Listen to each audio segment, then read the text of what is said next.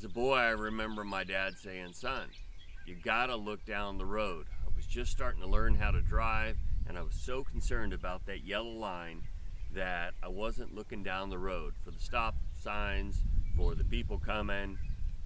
Later on in life, I asked my dad, "How do you navigate job, career, all that?" He said, "You gotta look down the road." I asked him one time about finances and how he handled the finances with all of his career maneuvering. He said, "Look down the road." In our devotional today, we see that Joseph is looking down the road. It says in Hebrews 11:22, by faith, Joseph, when he died, made mention of the departing of the children of Israel, gave commandments concerning his bones. I find that rather interesting that he gave a commandment concerning his bones. What was it that he was commanding? Well, I mentioned driving down the road, and as a kid, they had these mile markers, and that was so that you could calibrate your speedometer.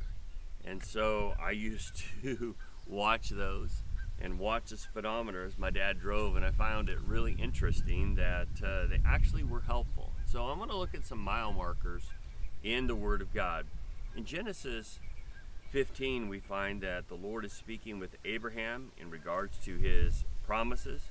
And he says in verse 13 of Genesis 15, "And he said unto me, Abram, know of a surety that thy seed shall be a stranger in the land that is not theirs, and they shall serve thee, and shall after they are afflicted 400 years.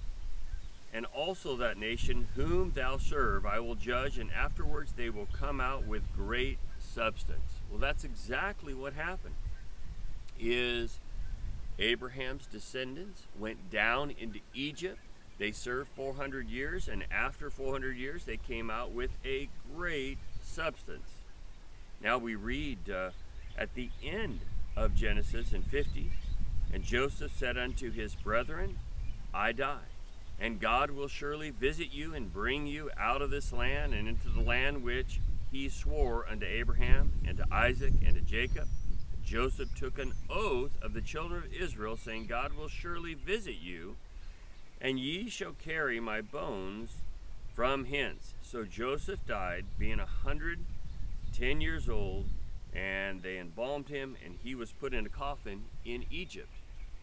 So here we find a situation where they embalm him, they put him in a coffin in Egypt, but he's saying, "You're going to carry my bones out of here." So he is taking a look at what Abraham had said, what he had been taught, his heart's desire. His heart's desire.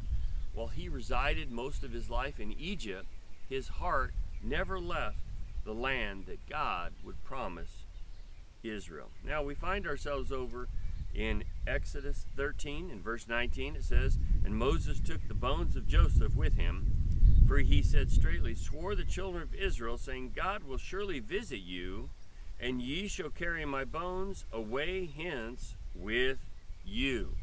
So we see that exactly as Joseph had said, that it was fulfilled later on. In Joshua 24:32 it says, "And the bones of Joseph, which the children of Israel brought up out of Egypt, were buried in Shechem." So, God promised it, God's people believed it, and the Word of God says it's fulfilled. But I want you to know that this isn't just about the bones. What he was referring to is, yes, my bones will be in that land, but he was looking for a resurrection, because if you don't believe that you're going to be resurrected, if you don't believe that there's something more down the road than cremation or anything like that, that could be fine, because it doesn't matter. But he believed that there would be a resurrection. And so that was him pointing to the fact that God had more for him. Not just the promised land, but the promises of the restoration of all things there in heaven. So as you look down the road, what do you see? Do you see the promises like we see here in the Word of God? I hope so.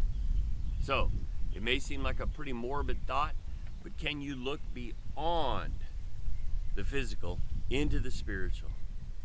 There's some mile markers in the Word of God. There's some mile markers in things He's shown in your life. Do you see them? I hope so. May God richly bless you. I'm going to enjoy this windy day that we have and head on down the road. God bless.